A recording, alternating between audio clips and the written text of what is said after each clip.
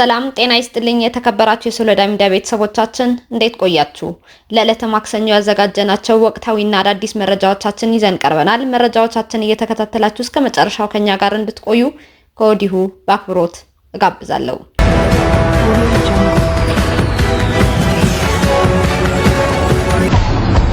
ህወሓት ያሰማው ፉከራ የጦርነት አዋጅ ተብሎ እንዲጠራ የራያ ዞን ካቢኔ ወሰነ።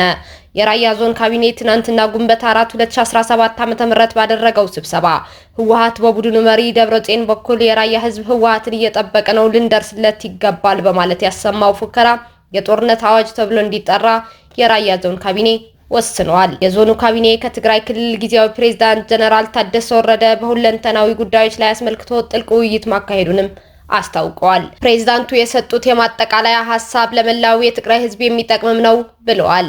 ጀነራል ታደሰ ከደቡብ ግንባር የሰራዊት አዛዦች ጋር ተገናኝተው የተወያዩ መሆናቸውን የገለጸው ዞኑ በምን ዙሪያ ተወያይተው ውሳኔ እንዳስቀመጡ ምላሽ ይሰጡናል ብለን እንጠብቃለን ሲልም ገልጿል።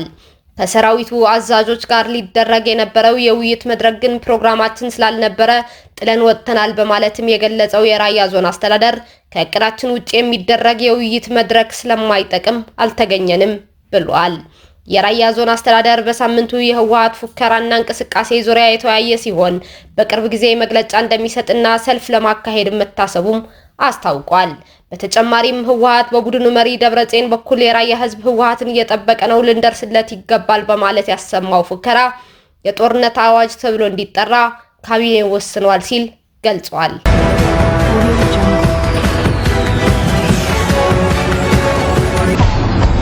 አቶ ጌታቸው ረዳ 3 ከፍተኛ የትግራይ ሰራዊት አመራሮች በዘረፋና በሰዎች ንግድ ላይ ተሳትፈዋል ሲሉ ወነጀሉ። የቀድሞው የትግራይ ክልል ጊዜያዊ አስተዳደር ፕሬዝዳንት አቶ ጌታቸው ረዳ 3 ከፍተኛ የትግራይ ወታደራዊ አመራሮች በወርቅ ቁፋሮና ንግድ፣ የመንግስት ገንዘብ በመዝረፍ እንዲሁም በህገወጥ የሰዎች ዝውውር ላይ ተሳትፈዋል ሲሉ ወንጅለዋል። አቶ ጌታቸው ረዳ ከፋና ቴሌቪዥን ጣቢያ ጋር ባደረጉት ቃለ መጠይቅ በስም ጠቅሰው የወነጀሏቸው 3 አመራሮች ብርጋዴር ጀነራል ምግበ ኃይለ፣ ብርጋዴር ጀነራል ኃይለ ስላሴ ግርማይና ኮሎኔል ተወልደ ገብረትንሳኤ ናቸው። ትናንትና ሰኞ ግንቦት 4 2017 ዓ.ም ምሽት በፋና ቴሌቪዥን በተላለፈው የቀድሞው የጊዜያዊ አስተዳደሩ ፕሬዝዳንት ቃለ መጠይቅ በትግራይ ክልል ስለተካሄደው ጦርነት የህዝባዊ ወያኔ ሓርነት ትግራይ ህወሓት አመራሮችና የትግራይ ሰራዊት አዛዦች ፈጽሟቸዋል ስላሏቸው ወንጀሎች የዘረዘሩበት ነበር። አቶ ጌታቸው ተፈጽመዋል ካሏቸው ወንጀሎች ቅድሚያውን የሰጡት ለወርቅ ንግድ ነው። በትግራይ ክልል በህገወጥ መንገድ የሚካሄደው የወርቅ ንግድ የተጀመረው ህወሓትና የኢትዮጵያ መንግስት የፕሪቶሪያ ስምምነትን ከተፈራረሙ ከጥቅምት 2015 ዓ.ም በኋላ የሚመስለው በርካታ ሰው እንዳለ አቶ ጌታቸው በቃለ መጠይቃቸው ላይ አንስተዋል። ሆኖም በክልሉ ህገወጥ የወርቅ ቁፋሮም ሆነ ንግድ የተጀመረው የትግራይ ጦርነት እየተካሄደ በነበረበት ወቅት ጭምር እንደሆነ አቶ ጌታቸው ይፋ አድርገዋል። ጦርነቱ ገና በሺዎች የሚቆጠሩ ወጣቶችን ይበላ በነበረበት ወቅት ሳይቀር ምሽግ ለመቆፈር ብለን የወሰድነውን ኤክስካቫተር ወርቅ ለመልቀም ይጠቀሙበት የነበሩ አዛዦችም አሉ ሲሉ አቶ ጌታቸው ከሰዋል። አቶ ጌታቸው በወርቅ ንግድ ላይ ተሰማርተው በሚል በስም የጠቀሷቸው የጦር መኮንን ብርጋዴር ጀነራል ምግበ ኃይሌን ነው። ብርጋዴር ጀነራል ምግበይ አቶ ጌታቸው የትግራይ ክልል ጊዜያዊ አስተዳደር ፕሬዝዳንትነታቸው ከማስረከባቸው 1 ወር ገደማ በፊት ከስራ ካገዷቸው 3 የጦር አዛዦች አንዱ ናቸው። ዳባት፣ ደባርቅ፣ ሊማሊሞ አካባቢ ሩቅ ርቀት ሆነው ውጊያ ይመራ የነበረ ሰው በተመሳሳይ ጊዜ በኤክስካቫተር ወርቅ እየቆፈረ ይሸጥ ነበር ሲሉ አቶ ጌታቸው ወንጅለዋል። ወርቅ ንግድ ውስጥ የገባ ለትግራይ ነጻነት አሁንም እስከ መጨረሻው ሰዋለው እያለ የሚፎክር ጀነራልም አለ። ወርቅ ንግድ ውስጥ ነው ያለው መባል አለበት ሲሉ በዚህ ድርጊት የተሳተፉ የጦር መኮንኖች ተጠያቂ መሆን እንዳለባቸው አሳስበዋል። እነ ምግበይ የሰሩት ጀግንነት የወጣትን መስዋዕትነትን መሰረት ተደርጎ የመጣ ጀግንነት ነው። እነዚያ ወጣቶች ለስደት በሚዳርግ ደረጃ ወደ ተራ የወርቅ ንግድ ገብተው ሲያበቁ የስርቆት ተግባራቸውን የትግራይ ግዛት አንድነት የማረጋገጥ አድርገው እንደገና ለሌላ መስዋዕትነት ይህን ወጣት ሊዳርጉ እየተንቀሳቀሱ ነው ሲሉም አቶ ጌታቸው ከሰዋል። ይህ እንቅስቃሴ በትግራይ ወጣት መስዋዕትነት እንድናለን የሚል አስተሳሰብ የወለደው ነው ብለዋል። አቶ ጌታቸው በዚህ ቃለ መጠይቃቸው በስም የጠቀሷቸው ሌላኛው ወታደራዊ አመራር ብርጋዴር ጀነራል ኃይለ ስላሴ ግርማይ ወድም ቤቴ ናቸው። ብርጋዴር ጀነራል ኃይለ ስላሴ በ2014 ዓ.ም የትግራይ ኃይሎች ኮምቦልቻን በተቆጣጠሩበት ወቅት በመንግስት ባንኮች ውስጥ የነበረውን ገንዘብ እንዲሰበስቡ ከተመደቡ ሰዎች መካከል አንዱ እንደነበሩ አቶ ጌታቸው አስታውሰዋል። በወቅቱ በመንግስት ባንኮች የነበረው 4 ቢሊዮን ብር እንደነበረ የገለጹት አቶ ጌታቸው ከዚህ ገንዘብ ውስጥ ብርጋዴር ጀነራል ኃይለ ሥላሴ 1 ቢሊዮን ብር ገደማ ነው የወሰደው ሲሉ ከሰዋል። በወቅቱ የግንባር አዛዥ ከነበሩት ብርጋዴር ጀነራል ኃይለ ሥላሴ ስር የነበሩ ሌሎች ሰዎችም የተወሰነ ድርሻ መውሰዳቸውንም አቶ ጌታቸው አክለዋል። እነ ብርጋዴር ጀነራል ኃይለ ሥላሴ የወርቅ መቆፈሪያ ማሽን ከውጭ ሀገር በማስገባት በፌዴራል መንግስት ሲያዝባቸው ለማስለቀቅ ሙከራ ሲያደርጉ መቆየታቸውንም የቀድሞው የትግራይ ክልል ጊዜያዊ አስተዳደር ፕሬዝዳንት ጨምረው ገልጸዋል።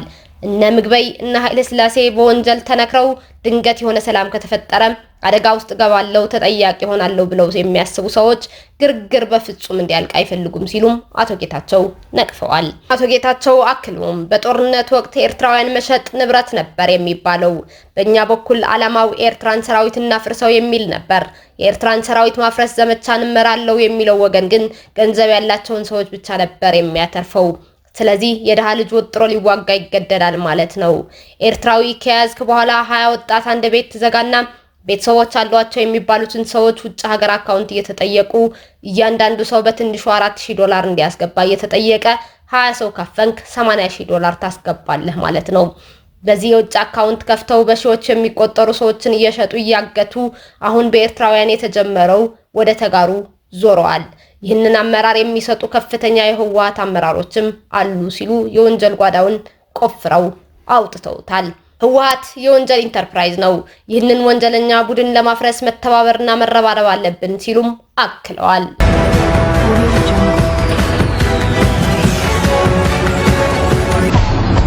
መቀሌ ከተማ አንዲት ወጣትን አስገድዶ ለመድፈር አልሳካ ሲለው ደረቷን ጨምሮ 6 ቦታዎች ላይ በቢላ በመውጋት ተሰውሮ የነበረው ግለሰብ በቁጥጥር ስር ዋለ። በትግራይ ክልል መቀሌ ከተማ አይደር ክፍለ ከተማ አንዲት እንስት ደረቷን ጨምሮ በተለያዩ የሰውነቷ ክፍል ላይ 6 ጊዜ በቢላ በመውጋት ጉዳት በማድረስና ማንነቱን በመደበቅ ለመሰወር ችሎ የነበረው ግለሰብ በረቂቅ ክትትል በቁጥጥር ስር አውሏል ሲል የክፍለ ከተማው ፖሊስ አስታውቋል። የ20 ዓመት ወጣት የሆነችው የግል ተበዳይ ሚያዝያ 18 ቀን 2017 ዓ.ም ምሽት 3:15 ላይ ስራ ቦታ አምሽታ ወደ ቤቷ በምትገባበት ወቅት ማንነቱ ያልታወቀው ወንጀል ፈጻሚ ግለሰብ ከኋላዋ በመከተል የቤቷን በር በምትከፍትበት ሰዓት ገፍትሯት በመግባት አስገድዶ ሊደፍራት ሞክረዋል። ምንም እንኳን ወጣቷ ካስገድዶ መደፈር ማምለጥ ብትችልም ደረቷን ጨምሮ በተለያዩ የሰውነት ክፍሏ በቢላ በመውጋት ጉዳት አድርሶበታል። ከዚህ ባሻገር ግለሰቡ ተንቀሳቃሽ ስልክም ሰርቆ መሰወሩ መረጃው አመላክቷል። የግል ተበዳይ የወንጀል ድርጊት ፈጻሚው በሰዓቱ ተሸፋፍኖ የነበረ መሆኑን ተከትሎ ማንነቱን ለመለየት ያልቻለች መሆኑን የተገለጸ ሲሆን ይህም የፖሊስን ስራ ፈታኝ አድርጎት ነበር ተብሏል። ነገር ግን ለተከታታይ 10 ቀናት የተለያዩ የቴክኖሎጂ አጋዥ መሳሪያዎችን በመጠቀም በሰራውት የረቀቀ ክትትልና ማጣራት ወንጀል ፈጻሚው ተጠርጣሪ ከነ ኤግዚቢቱ በቁጥጥር ስር ለማዋል መቻሉ ብስራት ሬዲዮ ከአይደር ክፍለ ከተማ ፖሊስ ያገኘው መረጃ አመላክቷል።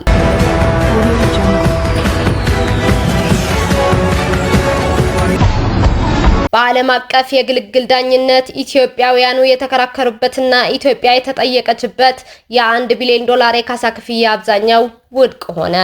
የኢትዮጵያ የምድር ባቡር ኮርፖሬሽን የአዋሽ ኮምቦልቻ ሐራ ገበያ የባቡር መስመር እንዲገነባ ከተዋዋለው የቱርክ የስራ ተቋራጭ ክስ ቀርቦበት ነበር።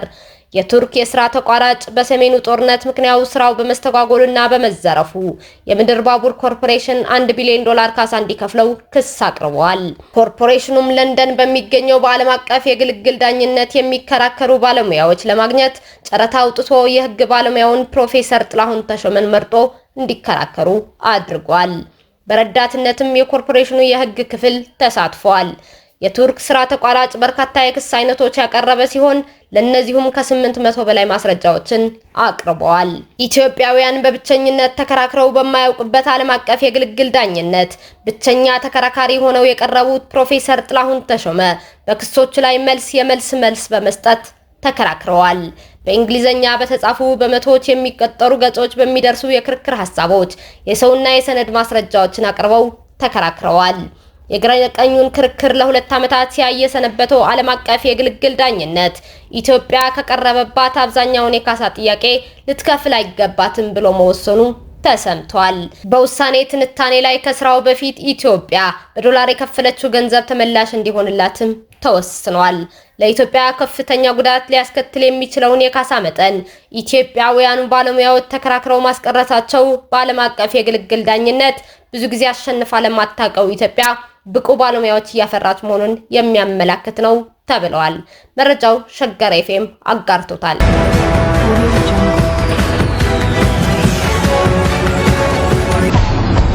የፒኬኬ ታጣቂ ቡድን ከቱርክ ጋር ለ40 ዓመታት የዘለቀውን የታጠቀ ግጭት ማብቃቱን አስታወቀ። የኩርዲስታን የሰራተኞች ፓርቲ ወይም ፒኬኬ ታጣቂዎችን ለመበተንና ትጥቅ ለማስፈታት ማቀዱን ያስታወቀ ሲሆን ይህም ከቱርክ ጋር ለ40 ዓመታት የዘለቀውን ግጭት ማብቃቱንም ገልጸዋል። እርምጃውን ትናንትና ሰኞ ዕለት ለታጣቂ ቡድን ቅርበት ያለው ፍርሃት የዜና አገልግሎት ዘግበዋል። የአራት አስርት ዓመታትን ብጥብጥ ለማስወገድ ከተነደፈው ከአንካራ ጋር አዲስ የሰላም ተነሳሽነት አካል የሆነው ይህ መግለጫ በየካቲት ወር በእስር ላይ የሚገኙት የፒኬኬ መሪ አብዱላህ ኦክላን ቡድኑ መሳሪያ እንዲያስቀምጥ ጥሪ ማቅረባቸውን ተከትሎ ነው። በሰሜን ኢራቅ የተካሄደውን የፓርቲ ኮንግረስ አርብ ዕለት ከተጠናቀቀ በኋላ ቡድኑ በቅርብ ለህዝብ የሚገልጸው ታሪካዊ ውሳኔዎች ላይ መደረሱን አስታውቆ ነበር።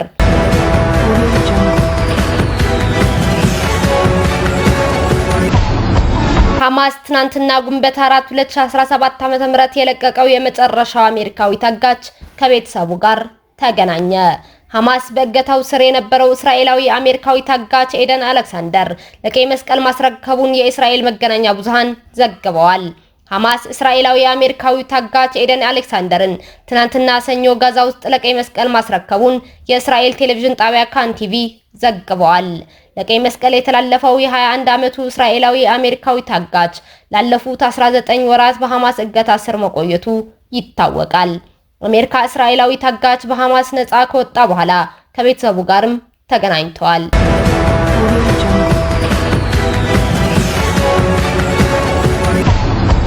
ሩሲያና ቪየትናም በፍጥነት የኒውክሌር ኃይል ማመንጫዎችን ለመገንባት ተስማሙ።